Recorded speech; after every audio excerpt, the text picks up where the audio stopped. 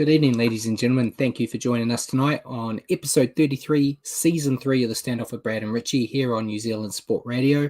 We're here live every Wednesday on Facebook throughout the season. Evening, Richie. Well, no NRL matches this week, but we did have a handful of World Cup warm-ups to pass the time before the big tournament starts up. Did you catch any of the games, and how was your weekend?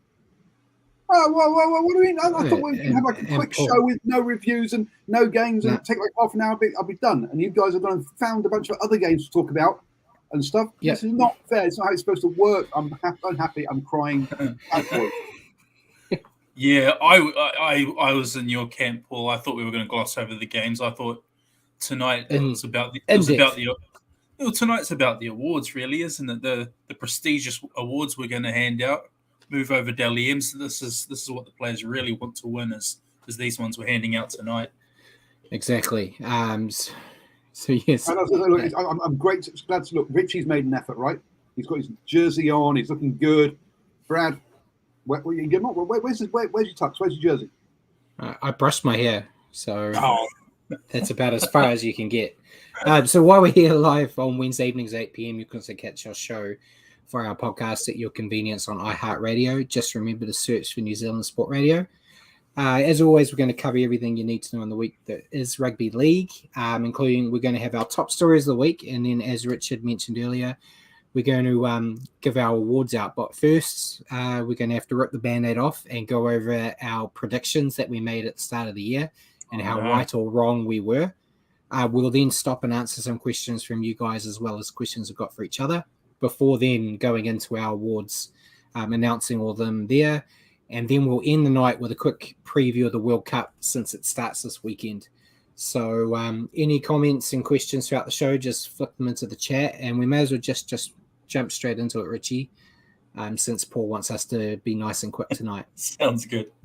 So, yeah, news. I guess the big news is Cameron Munster. We've talked about it, I feel, every week. For like the last couple of months about where he'll go. You know, everyone said he was a Dolphin. He's now extended his stay with Melbourne until the end of 2027. He's turned down a $1.4 million a year deal the Dolphins had put on the table, which would have made him the highest paid player in the league if he had taken it up. And Wayne Bennett is not happy. He said that Munster should have been a man and told him he was not going to sign. Munster did say later on that he will give him a call and that he makes no excuses for not doing so sooner. But I've got a bit more on Dolphins and Wayne in a bit, but we may as well jump on with you first. What's your take on Munster turning down the big dollars to stay with Melbourne for probably the same amount of money, just in a brown paper bag? Good call, Brad. Saying what we all think. No, I'm a fan of it. I'm happy he's staying true to Melbourne. In a day and age of contracts don't mean a lot and not a lot of loyalty. The Storm uniform just looks good on Munster. It suits him. I think it's going to be good to see him stay. And my heart bleeds for the Dolphins. They're going to have to move on to another target. Yeah, it's interesting because I was kind of the assumption that once Bellamy kind of left the Storm as head coach, that's when you'd see guys like Munster and that leave. But the fact that he signed till the end of 2027, it's a bit more interesting. But then it's the NRL, how long's a contract doesn't really matter, does it? But interesting times for the Dolphins, which will segue into the next part. Wayne Bennett didn't stop. Quick one there from Sonny. Do the Dolphins really have all this money? Do you think they'll be able to pay up for the salary cap, or are they trying to do things on the cheap? No, well, they're offering big money to players that probably don't deserve that much money. So I'm sure they've got it there, and they had to go through all the financial protocols to prove that they were a viable option to be the new team. So I'm sure they've got it there. It's just it's a bit of a gamble, I guess you could say, for players wanting to go to a new startup. It could do really well, like Melbourne when Melbourne first hit the ground running, or they could be in for a couple of years of strife. So it all depends on, I guess, the challenge and if the players are willing to to take up that challenge, and we're seeing more often than not they're not. So, yeah, but Wayne Bennett, he continued with that, Richie. After having a go at Munster, he also decided to turn his aim at the NRL. And he said that they fail to support new teams. His quote was, "What the game has never done is supported a new team coming in terms of recruitment or whatever." Very, very prolific with his words there. What's your take on that? I kind of agree a bit. I feel that for the Dolphins, more in part, they have kind of basically had a year to get ready, where most of the other clubs have a couple of years to kind of get everything sorted, get a roster underway. They've kind of been told, at the start of the year, next season, you're up and running. Get players. Technically, you can't talk to anyone until November. So good luck. But it's kind of, I feel like the NRL have kind of gone the wrong way about it. But it is what it is, unfortunately. And they've got some players. They're just going to have to work a bit harder, I guess, to get more. But that's also why they stole Peter O'Sullivan from the Warriors, because they wanted the best recruiter in the market, and he's done great so far. He hasn't got any of these big names across the line. Yeah. Yeah. What do you think? Do you think he's on the money, or? Yeah, somewhat. I mean, I think a new franchise coming in, you're going to want to hit the ground running. Will not be a complete flop where they're wooden spooning their first seasons coming into the comp. I mean, you want them at least achieving some wins and establishing their fan base. It'll be hard to support a team. Hard to build a fan base if they're losing right off the bat. So to set them up for a sustainable future, I guess you want them, hitting some targets and winning some games off the bat and pushing to be competitive and hopefully making finals. Yeah. I just think they needed more time to get themselves underway. I don't think you can ask the NRL to handouts. Help them. Yeah, handouts. Because if you give a handout to one team, you got to give it to all of the teams. Especially us. Especially if they're in their first year. I don't know. It's a tough situation, but they just got to make themselves look like a desirable place for a player to go. It's as simple as that. I know we as Warriors fans know that it's not always the ideal situation trying to lure people to New Zealand. You'd think being able to go to the mighty beautiful Redcliffe would be alluring, but maybe it was the jersey that they released last week's just scaring everybody off. I'm not sure, but we'll continue with the Dolphins. Last one, I promise. Now that Munster's off the table, it's believed that they're trying to sign both Mitch Moses and Dylan Brown off the Eels. What's your take on that? Do you think they'll get one or both of them, or none of them? It's a good good target, those two, and we know they work well together in tandem. I think they're on contract. They're still on contract until 2024, I believe, aren't they, Brad? I think they're so. still on contract with the Eels next year, but yeah, they need to shift their sights somewhere. I mean, I think if you look at their spine currently, the halves are looking like Milford, O'Sullivan, and I think they've got the young fella Katoa as well, but he's probably not quite NRL ready yet. So yeah, they've got to be setting their sights somewhere. I was going to ask you this question actually before changing my mind late, but what do you think? Who do you think they should go after? Well, I think they need a half, so either Mitch or Dylan would be ideal, I guess, if you can get one or both. Getting both would be a major win, but they need a half. I don't know if you could get them though. It's tough. I thought Munster was going to be the best option they could get, especially with all the talk he'd said about wanting to go back to Queensland and whatnot. So yeah, I'm kind of a bit lost on who they can really get, and I'm not sure. It's not a great answer to your question, but it is what it is right now. It's tough, mate. The more targets they miss out on, the landscape becomes more and more bare for them. Yeah, definitely. Next bit of news for re-signings. Ben Hunt has agreed to sign with the Dolphins again. He signed a new 2-year deal. What's your take on that? It sounded like they were lowballing him, but I guess they changed their mind after he rejected their last offer. Yeah, I think that's definitely a win for the Dragons. As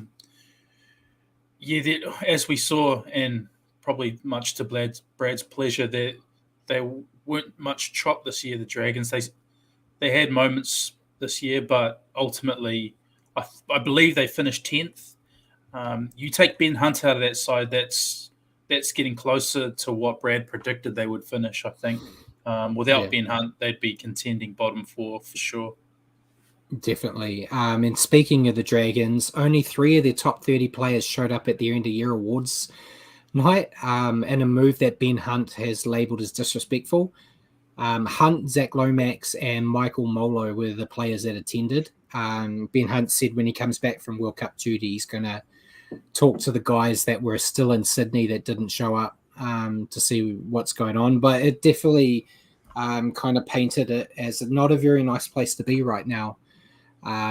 Which might make them my predicted wooden spooners again next year. I'm not sure.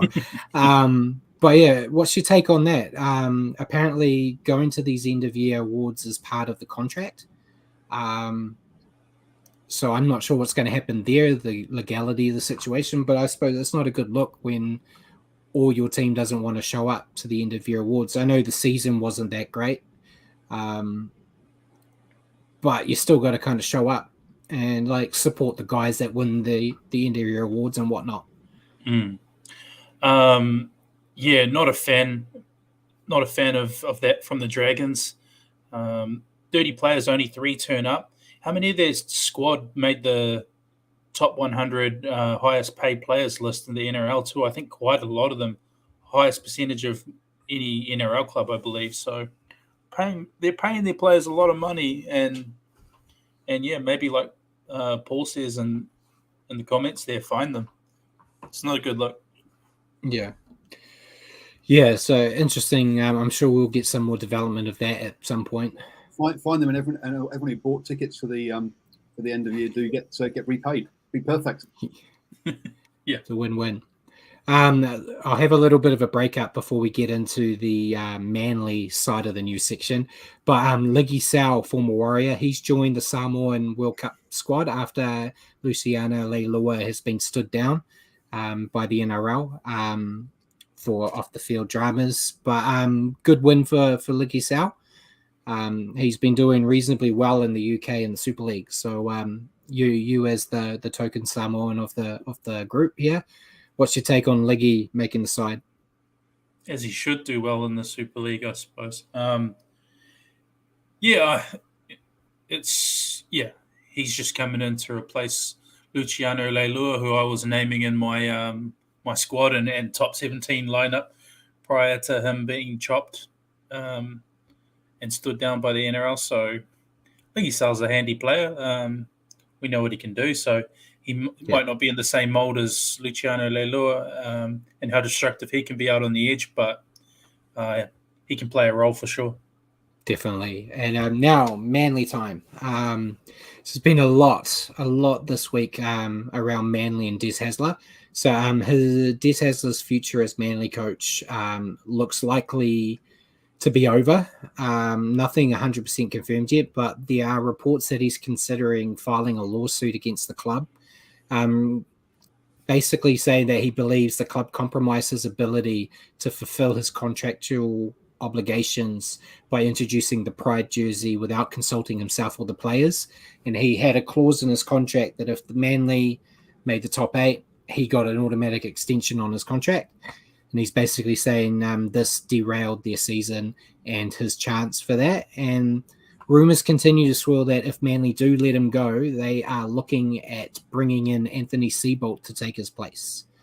So a lot of info to throw at you there, Richie. But what's your take first on Des and his future, the lawsuit, and then Anthony Seibold potentially coming in? Yeah, and to add a layer onto that too, Des was hung out to dry with Cherry Evans having to front the press when the rainbow jerseys came out. So yeah, I kind of see his point. The club, the team went south immediately after that whole fiasco. They didn't win a game. Did they win a game? I don't think they did. Did they? Did they lose all their games post the rainbow? If they won a game, it would have been one at most. So yeah, they might at the best one or two. Yeah, I'm not 100%. So I can see Dez's point there. He's a coach that took them to the top four last year and on the brink of making a grand final. So yeah, I don't know about Anthony Seibold. I don't know if he'll be a good fit there. He wasn't a good fit at Brisbane, so we've seen him coach well before prior to going to Brisbane, but yeah, I'm not sure. Again, it seems like a club that might be in a bit of turmoil at the moment. Yeah, there we go. All 7 games they lost. Yeah. I had just done that as well. I was just about to say, and then I got beat into the punch here. So yeah, it's going to be interesting to see what happens there. I don't know. And Anthony Seibold, will he win them a premiership? They said he would at Brisbane. Didn't Seibold go over to Union? No, no. You're thinking of what's his name? Seibold. He did have some. I think he jumped in an assistant role at some point. I can't remember who with. Okay, I thought we did a show about someone like. I thought that was the name. No, okay. It was him, but I don't think it was very long. I think it might have been with the Wallabies, or it might have been with the Waratahs, or something like that. Plead my ignorance. I struggle to follow the New Zealand rugby union teams, and the Aussie ones. But yeah. Oh, there you go. He was the defence coach for England, so that was the one we spoke about, Paul. Yeah, he didn't last very long, did he? No. I suppose before we go into the World Cup warm-ups, we'll talk about Lebanon. There's an interesting situation potentially happening because obviously it's Cheika, isn't it? Michael Cheika is their coach. No, check. Oh, in the league. Lebanon, yeah. It is Michael Cheika. He is currently also coaching Argentina, and there is potentially, depending on how far Lebanon go, there is a chance that he's going to end up coaching both Lebanon and Argentina in the same week. And he said he will do it. So that could be an interesting story in a couple of weeks on the show, Richie, when that happens. So we'll keep our ears to the ground on that. And yeah, Simon, Michael Cheika has 2 coaching jobs right now. But yeah, before we at least the World Cup's in England, right? And same area. And with Argentina, it's Northern Tour, so he'll be touring Europe at times. So yeah, both in the same place at the same time. Could be coaching them both on the same pitch, or pitches next to each other. Do a joint coaching session. Exactly. So yeah, before we move into the predictions, we'll just go a quick rundown of the World Cup warm-up. So we had quite a few teams go out there and have a little bit of a warm-up. Australia, naturally, automatically arrogant, decided they didn't need one. But we had England defeated Fiji 50-0. Cumbria defeated Jamaica 28-12. So that's a great start for Jamaica, unfortunately. Tonga defeated France 48-12. Lebanon defeated Wales 38-22. The Kiwis defeated Leeds 74-0. Greece had a 34-all draw with Bradford, which is a worrying sign for Greece as well. And then the England Knights defeated Scotland 28-14. So, but yeah, and yeah, the Kiwis Leeds games, that's really the only game I watched. I watched highlights of the Tongan game, but I liked what I saw from the Kiwis game. Not a lot, there was quite a few players in both Leeds and the Kiwis that if they're in Leeds, they didn't actually play for Leeds. They were brought in for this game. And with the Kiwis, we had Thomas Luluai, Willie, I think Willie was in there, and Dean Fade, that aren't in the World Cup squad, but they were brought in for this game as a farewell to Thomas Luluai. You obviously don't take much into the scoreline due to the situation and the opposition. And yeah, Simon said, to be fair, Greece and rugby league, it's only recently been made legal. Yeah, I shouldn't be too harsh on them. But yeah, I thought it was a great game from the Kiwis. I liked what I saw from Chance. He was running off shoulders, which is something that the Warriors have missed in their fullbacks for a little bit of time. But I thought it was a good hit out and made me more excited for the World Cup starting this week. Yeah, I think so too. I think the Kiwis look good. It's just obviously you can't read a lot into it. A massive score. Leeds didn't really put up much of a fight, and Kiwis were almost scoring at will at times. So, yeah. But at the same time, it's nice to see some nice tries being scored and some combinations being built. So hopefully bodes well. Definitely. And we get to watch some, I'd like to say more competitive games coming up, but I don't think so for the Kiwis in regards to their pool. But there will be some good games coming up this week, which we get to talk about next week. So, and Mark said, Willie Isa was the one I couldn't think the last name of. Thanks, Mark Roberts. And Simon also mentioned that Greece had to play their qualifying match at 12 at midnight to avoid the police, since it was illegal to play rugby league in Greece. Crazy story, but it's a hell of a story that they made it to the World Cup, though, with all that going on in the background. But that's all we got for the news now. We may as well jump into the predictions if Paul can bring the slides up. Look at my handiwork there. So I've put ticks and crosses over the images on if we were right or if we were wrong. First one up, we had the leading try scorer. I picked Tommy Turbo, which is why we got the big X there. And Richie picked Alex Johnson, who ended up being the leading try scorer. So congrats, Richie, on that one. Thanks, mate. I think copy and paste next year. Yeah, it's not a bad bet there. Yeah. Next up, we had the leading point scorer. We both got this one wrong. We wait for Paul. You ready? There we go. I picked Ruben Garrick going on my Manly theme, and you picked Nathan Cleary, and the winner ended up being Valentine Holmes. So you put too much stock in Manly, eh? I put far too much stock in Manly, as we'll see in my predictions going forward. None of us got that one right.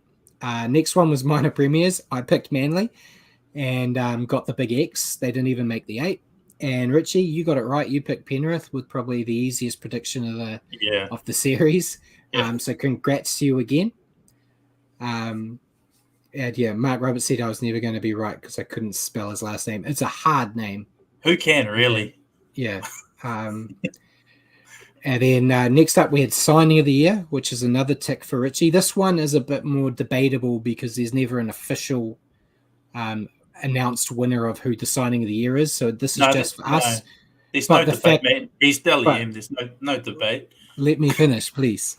The fact that the guy that you picked as signing of the year went on to win the Dalian is a clear, tick in your direction. He definitely had to be signing of the year. And I picked Aaron Penny. That's why there's a big X. Not only did he not feature in any Dalians, he also got released from his club. So he might be next year. He might be next year. Now, I forgot to mention, it's official. He has gone to the Storm now. And Jack Murchie, who was a Warrior, is signed with the Eels. Sorry, I'll throw those in there while we're here. But yeah, congrats again. Another tick for you, Richie. And if anyone's watching MK and paying attention at home, I'm yet to get a tick. Next up, we had Wooden Spoon. We both got this wrong. I picked the Dragons. Personally, I think I should have had this. I thought I had all the money in the world. And you had the Knights. And obviously the Tigers ended up Wooden Spoon there. So we both got that wrong. Me yet to get a tick. Next up, we had the grand final matchup. We both got this wrong. I had the Sea Eagles versus Panthers, which obviously didn't happen, and you had the Roosters versus Panthers. Yep. So we both got half of it right, picking the Panthers to make it, but it was obviously the Panthers Eels. So we got the easy half right. We got the easy half right. And then next we had the Dalian Medalist. I'm not picking any Manly guys in predictions next year, Richie. But I picked Tom Trbojevic. And have you got the slide there, Paul? There we go. And Richie picked Nathan Cleary. Obviously, it was Nico Hines. So I think you were still going to be a lot closer than I was for sure, with Tommy Turbo going out injured and Manly falling apart. And then this one, we were close. The next one, Richie, first coach to be fired. We were close. We were close by a couple of weeks, but we both had Madge Maguire, but it was Trent Barrett from the Bulldogs. And then a couple of weeks later, Madge was gone. So if the Bulldogs had just won a game or two more earlier on, we might have had this one. And then the last one for our predictions, we predicted our top 8. This is the first time I get some ticks, but it doesn't count really. So Richie was the only one who actually predicted a team. Even if you don't know what you're talking about, you're still 50-50 on this one, right? If you got half the teams in the competition. So, within reason. You see at least 4 ticks on this one, just probably by guessing. Yeah. So darts to the dartboard. Richie got a gold medal here on the top because he predicted one of the teams in the right position, which was the Panthers at the top.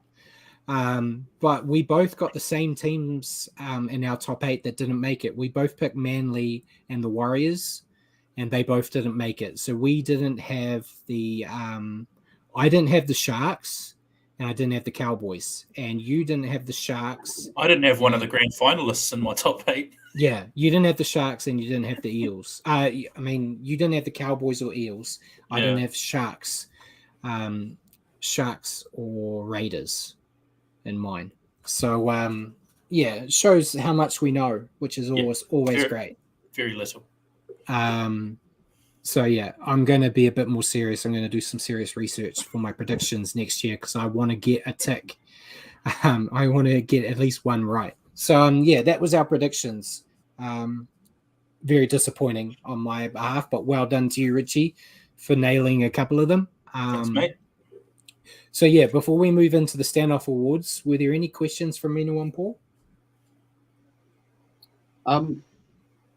There was one question, but it wasn't true. So apart from that, we're good. So we have one question asking, since RTS isn't going on the tour, what's going to happen with him? But he is going on the All Blacks tour. So, so apart from that, that was Hammer, wasn't it? Yeah, honestly, Hammer. I just don't know. Even I knew that he was on the roster, and I couldn't even tell you who the captain is right now. Sam Cane. Is it? Oh, my boy Sam Cane from the Chiefs. There we go. Yeah, exactly. It's been a while, okay. All right, so I'll go first because my one, I think your one's going to go a bit long.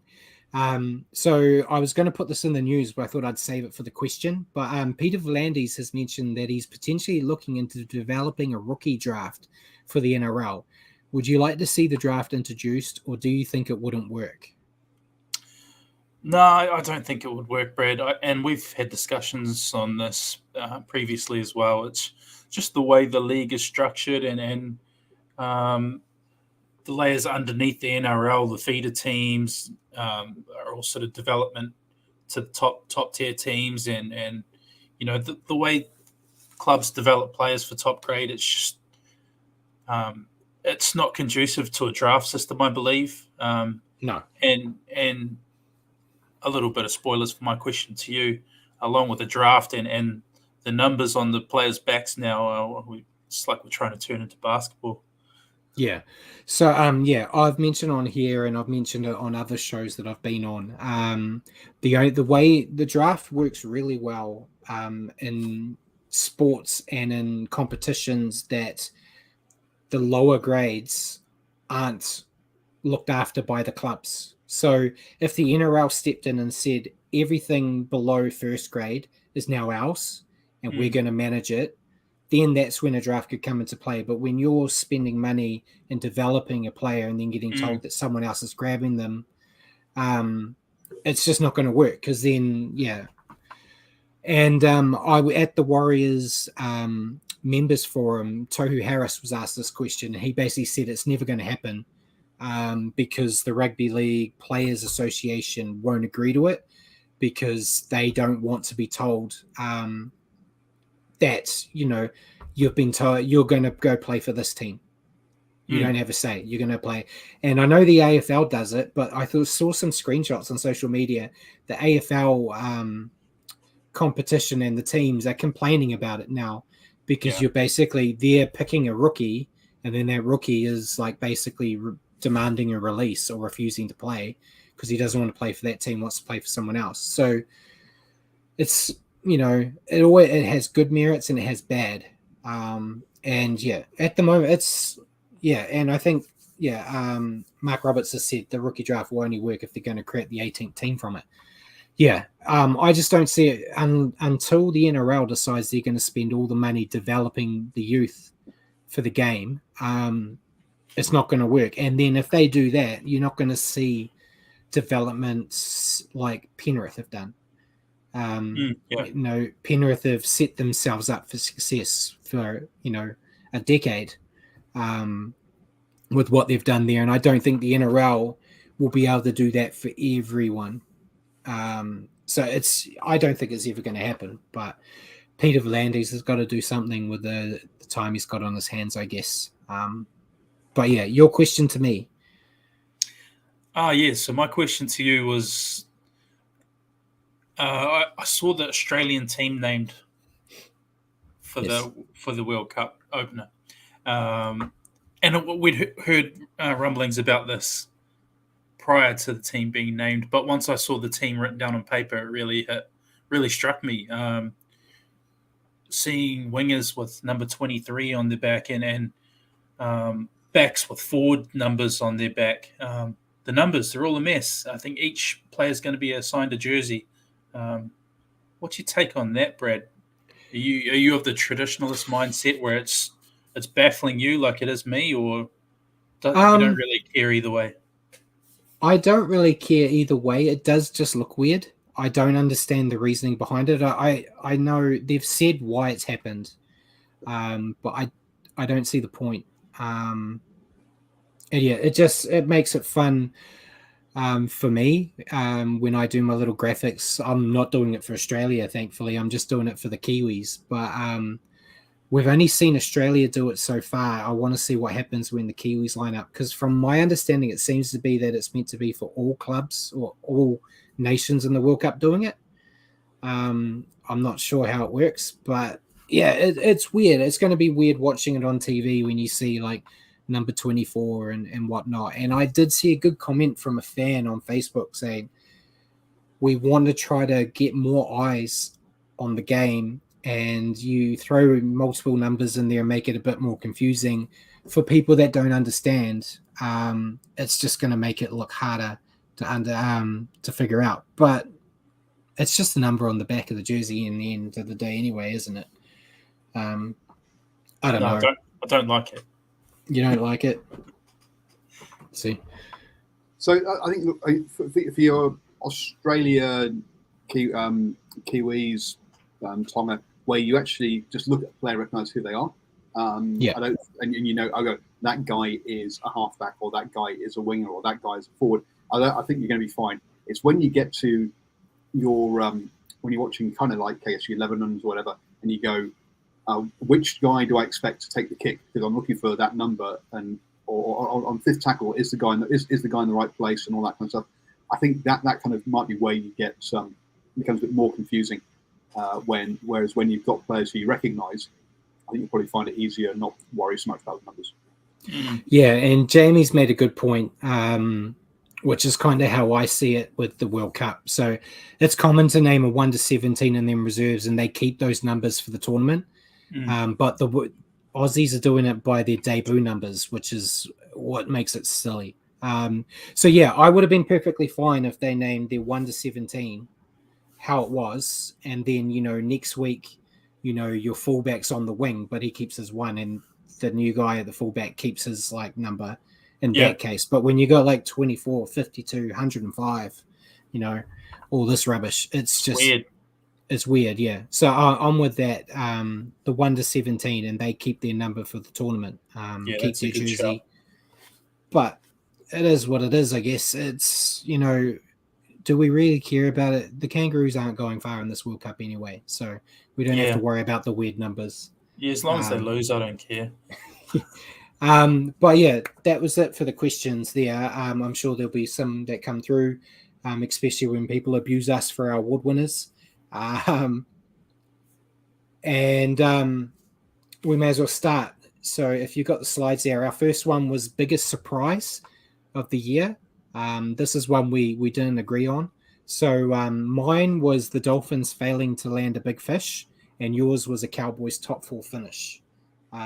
So mine, we've talked about it. We just spent half of our news section talking about the Dolphins. So it's just obviously, I expected 1 or 2 big names for their first year, and they haven't really got it. They got some old aging forwards, which I guess you could say were big names, but there wasn't like that marquee signing that you kind of expect.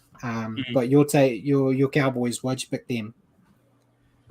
I don't think it's my tip is rocket science. I think most people had them not in the 8, and in some cases even fighting for the spoon. So to produce what they produced this year was a massive surprise, but great for the Cowboys. Toddy Payton's really set them up well there. Yeah, definitely. And next award we both agreed on, and I'm sure most people will. What about Jesse Bromwich, who's been landed by the Dolphins? He's an old fish. He's one of those old fish that you just out of respect throw back in the water after you catch him. Going, you've had a nice life. I'm not going to ruin you now. But yeah, he is a good signing, but I wouldn't class him as a marquee. But yeah, it is what it is. And yeah, Jamie's also said the Dolphins saying that their roster will be ready by 2024, not 2023. Yeah, that's true. So yeah, I still expected one though, Jamie. I expected one big name to kind of come through. And yeah, Jacko's also said the pack's okay. Their backs, it's their backs that I'm more worried about than their forward pack. Their forward pack's very capable. Yeah, and Valencia and Qatar are big signings, but young and unproven. Yeah, I'm not 100% shitting on them. But yeah, I just wanted more. Very young. Yeah. Next one, we had Rookie of the Year. So we both agreed on this one, and the NRL did as well because he won the Rookie of the Year, but it's Jeremiah Nanai. I think it was hard to think of anyone else.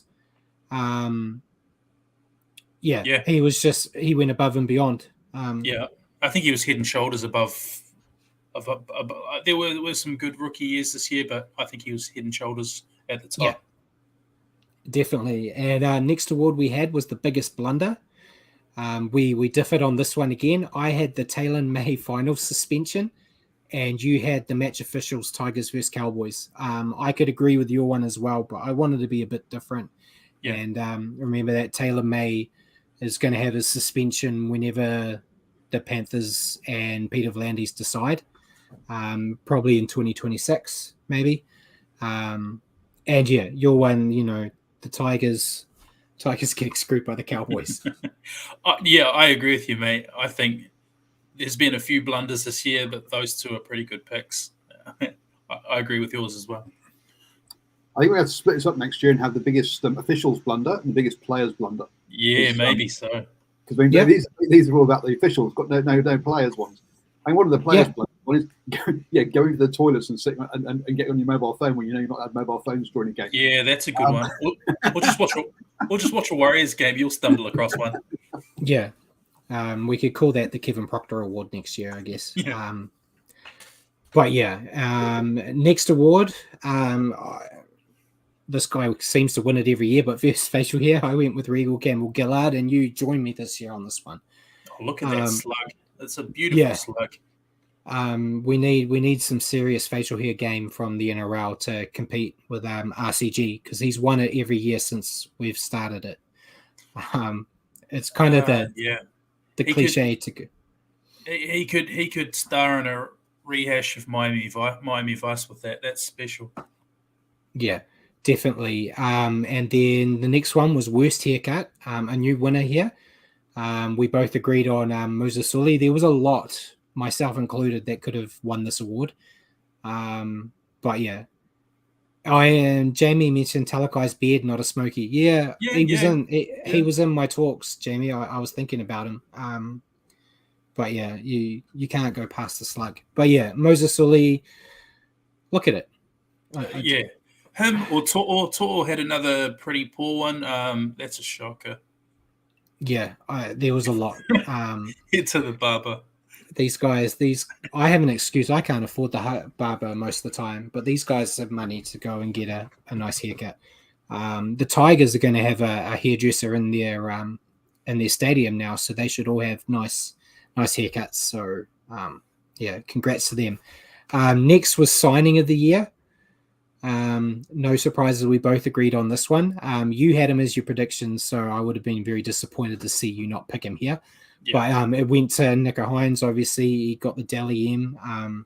Had a lot better, a better year than I expected from him in his first year at the Sharks, and handed the role of being the halfback. I expected him to do well, but not as well as he did. So yeah, congrats to him, and I'm sure he's going to be even better next year. I think if we had a best hair award too, he probably could almost pick that up. Yeah, definitely. Next award is our hit of the year. We both agreed on this one. It was Mitch Moses on Kenny Bromwich. I think this was the one that won tackle of the year at the Dalians too, wasn't it? Yeah, I think it was. I think I just like a David versus Goliath story. So that's reminded me of Sean Johnson sitting down Sam Burgess a few years ago. Not quite higher on Petro Civoniceva, not quite that level, but good nonetheless. I was tempted to select Tane Milne on Spencer Linu, but since that was deemed not a legitimate tackle, I had to take it off the table. It was a little bit too illegal. Yeah. And then our next award was Try of the Year, and we've separated on this. I cheated. I've gone with the Dalian winning Try of the Year with Scott Drinkwater. I didn't put Scott in the picture though, because I think it was all on Murray Talangi with his flick pass from the sideline. Yeah. And you've picked Mitch Moses versus the Dragons.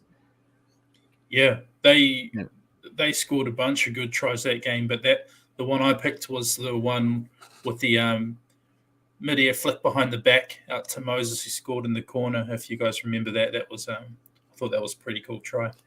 That was still when Moses was being a flat track bully, correct? Yeah, you're right. Yeah, before he turned me.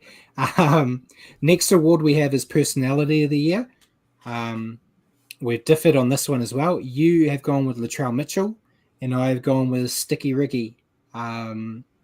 So Ricky was in our new segments quite a lot this year, so I went with him. It was always good for a laugh about, what has he said now. We had the Dirty Dogs, and all that stuff. So I put him in here. But you've gone with Latrell. Yeah, he divides people, doesn't he? He's a lot of people. You either love him or you hate him. The crowds that turn up to the game sometimes boo him, and he'll play up to the crowd when he kicks a conversion. He's given himself his own nickname, Trail Mitt. So he's different. I quite like that. I mean, it's not like he's my favorite player or anything, but it's just all the cool people. All the cool people give themselves. No, only the cool people do it. All the cool people, Paul. All the cool people decide their own nickname. Yeah. So I didn't say Ricky was an innocent man who did nothing. Yeah, I'm not criticizing him. That's why I've selected him as my personality of the year. I thought he was great value, and I'm still confused with that dog situation. I don't understand the insult, but I'm putting that with my New Zealand ignorance. But yeah. Next up, though, we had our most improved team. Another one we agreed on. We both went with the Cowboys. I think, it goes without saying, many people pick them as the wooden spoon and they end up in the top four. So yeah, well done to them, and they're definitely a team you have to put into consideration for playoffs when we do our prediction next year. Yeah. And we'll keep that Cowboys thing going with the next one, which is our most improved player. Both Cowboys, but different players. I went with Ruben Cotter because it's a prop, of course I am. And you went with Tommy Dierden because you like the pretty boy backs. But yeah, with Ruben Cotter, he went from he might make the 17 to making Origin, and being quite an integral piece of that forward pack, along with a lot of other big names. But I thought he was a standout this year, and it's hard to argue with your pick with Tom Dierden, but I'll leave that with you. Yeah, I mean, he was someone that was at the Broncos, found himself not very high up in the pecking order in the halves at the Broncos, so wound up going to the Cowboys, and even last year at the Cowboys, once he got there, struggled to find his feet a wee bit, but this year he's just, I don't know what's happened, whether it's Todd Payton's got something through to him, but he's just seemed to found a spark. Maybe it's his halves partner arriving, Chad Townsend, bringing out the best of him as well. But yeah, to go from where he came from and to realize some of his talent to the point where he debuted in Origin as well, in Origin 3, and I thought he played the house down in Origin 3 as well. So he did, yeah. Massive improvement from Tommy Dierden this year. 100%. Next one, we had to put them in here somewhere, but it was the biggest room for improvement, and we're going with the Warriors. There's quite a few teams, I guess, we could have put in this category, but as Warriors fans, it probably hurts us a bit more. So, yeah, I've put them, for my reasonings, second to last is embarrassing as a Warriors fan, and hopefully there's nowhere else to go but up. Hopefully they don't find that next level down, but there's plenty they can do to improve. So that's why I've picked them as my biggest room. Attack, defense, coaching, you name it, they need to improve it. Yeah, agree with all your points, and I think they've made some changes in terms of recruitment and bringing in a lot of personnel, which will really help. So fingers crossed that improvement comes next season, because obviously you and I picked them for better things this year, maybe too optimistically, but yeah. Next up we had the story of the year that went to come on, Paul, there's no need to attack us, don't kick us while we're down. Our story of the year was the Manly rainbow jersey. We talked about it at length in the news segment as well, but obviously this had everyone talking, whether you were for, against, or in the middle. Everyone was talking about it, so that's why I picked it. What about you? I mean, yeah, same. It seemed to play out so publicly and just had such an effect on that whole club's season, and like you say, divided pretty much the whole rugby league community. Massive story. Didn't have great ramifications for the Manly club, unfortunately for them, but yeah, hopefully something we don't see the like of again anytime soon. Yeah, I'm sure it's a story that's going to continue, especially if this lawsuit actually does happen. But next up we had our team of the year. We agreed again. Panthers. I didn't pick them last year. You picked the Panthers last year in the awards, but I went with the Storm because they were the minor premiers. But this year, apart from those losses during the season, they were the most dominant team all year, from start to finish. It was always their competition to lose, and they didn't lose. So it would have been too hard for me to argue any other team. I had to pick them for that reason. And you love the Panthers, so it's easy why you picked them. So I really don't. But it's hard to argue it's hard to argue with the results they get and the manner in which they get them. And like we've said last week, they know, they'll let you know too. Just look at social media. Definitely. And then the last award of the night is the Player of the Year. We didn't agree on this one. We also didn't pick the Dalian. So I went with Ben Hunt because, I love my Dragons. And you went with Dylan Edwards. I'll explain mine. It probably needs a bit more than yours. Yours is a bit more straightforward. Ben Hunt, I don't like the Dragons. We all know that. I've said it every week. But the Dragons only looked like an NRL team when Ben Hunt was there. What he did with that team, I thought was amazing. What one player can do. So I wanted to give him a nod somewhere. And I still thought he had done enough to potentially get that Dalian and pip it at the post. But you've gone with Dylan Edwards for probably more obvious reasons. So, well, he's very handy in Origin too, Ben Hunt. He is, yes. Yeah, Dylan Edwards. I just feel like in a team that was that dominant, he was. Everyone talks about Cleary and guys like that, and Isaiah Yeo for obvious reasons, but I think when Edwards missed a couple games this year, they don't look the same team without him. I think he's the perfect fit for their team. I think he completes their spine really well, and he's a special player, or that comes up with special plays all the time. So I think he's pretty underrated, and I thought he's worthy of a nod. He obviously didn't pick up Dalian or won't get selected for the Australian squad.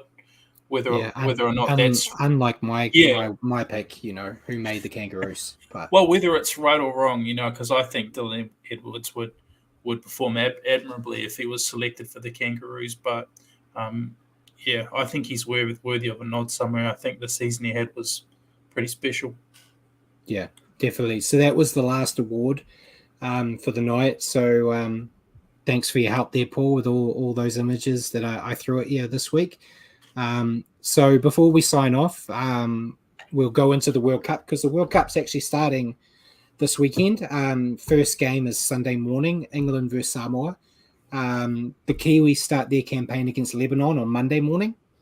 Although we won't go too deep into it, we just quickly, I thought basically say who's in each pool and who we think are going to be the two that move into the quarters. And then with the way the World Cup's scheduled, I think we can keep running our show, or not think, we will. We'll keep running our show on Wednesdays because basically each segment of the pool play will be finished before our show on a Wednesday, so we can keep up to date with all the teams and all the comings and goings. So moving forward, we're going to keep going. This is usually the last show for the year, but every year we'll keep going for the World Cup at least. And should be good, but we'll get the pools. I'll get my pools up. Pool A, we have England, France, Greece, and Samoa. For me personally, I think the two going through will be England and Samoa. What about you? Samoa first, England second. I think that's let me put it in order for you. Yeah. I was talking with Paul before we went live, and I said, I think out of all the predicted teams that can win this comp, I think England have the weakest roster. But I think Samoa are going into this World Cup as the dark horse. And I think I basically explained it to Paul. They've got a lot of the Panthers in there, which I think will be very beneficial for them. So, yeah, good to see we both agree on that. I think going forward, our two will all be the same anyway. Pool B, we've got Australia, Fiji, Italy, and Scotland. I've gone with Australia and Fiji. What about you? Yeah, Australia, Fiji in that order. Yeah. Pool C, we've got Ireland, Jamaica, Lebanon, and New Zealand. I've gone with New Zealand and Lebanon. NZ and Lebanon. Yep. Yeah. In that order, or do you think Lebanon's going to go to number one? Definitely that order. Definitely that order. And then the last pool, we got Pool D, which is the Cook Islands, Papua New Guinea, Wales, and Tonga. I've gone with Tonga and Papua New Guinea. Yeah, in that order. Yes, Tonga and Papua New Guinea in that order. Yeah. And then we did it on the Raw and Hammer show, but we may as well do it here. We had predicted finals. I had predicted Kiwis Tonga. What about you? I'm going to differ my pick this week somewhat from what I did on their show. I'll go Kiwis Samoa. Kiwi Samoa. You think Samoa will beat Tonga? Yes. Yeah. Should be good. It's good to see that we're both not picking Australia.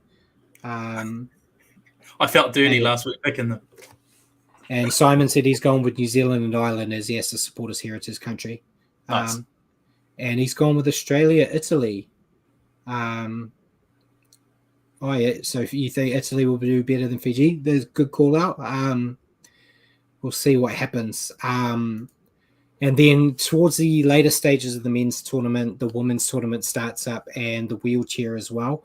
I don't have all their details here because I wasn't that prepared, but I haven't shown Richie yet, but I had made a spreadsheet with every game for all 3 tournaments that I can keep scores and keep it to date. So when we're doing our show, we'll cover who wins and loses those games as well. I haven't bought Spark Sport yet. It's coming. You need to add a couple of pieces there because we're about to go through your predictions for the games before the next show as well. Oh, do we have to do the predictions too? Do we? Oh, hell it's yeah. easy. Oh man. We'll okay. If it's easy, I'll hit you with it straight away then. So in Pool A, we've got England versus Samoa opening game. Samoa. And then you've also got France versus Greece. France. Okay. I hope you're writing this down because I haven't written them down. You also just listen back to it and write it down. Yeah. The Group B, then you've got Australia, Fiji, and Scotland, Italy. Australia, Fiji first. Australia. And then Scotland, Italy. Scotland. Yeah. Scotland. My heritage. To go Scotland. Yeah. My other heritage. You can't see his bottom half, but he's clearly wearing a kilt tonight. Jamaica versus Ireland.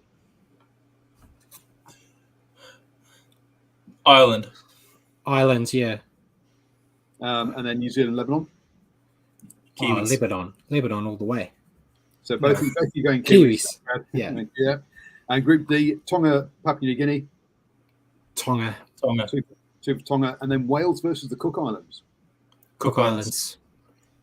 Wow! So you've agreed on every single one in the first round. As I say, because they're easy.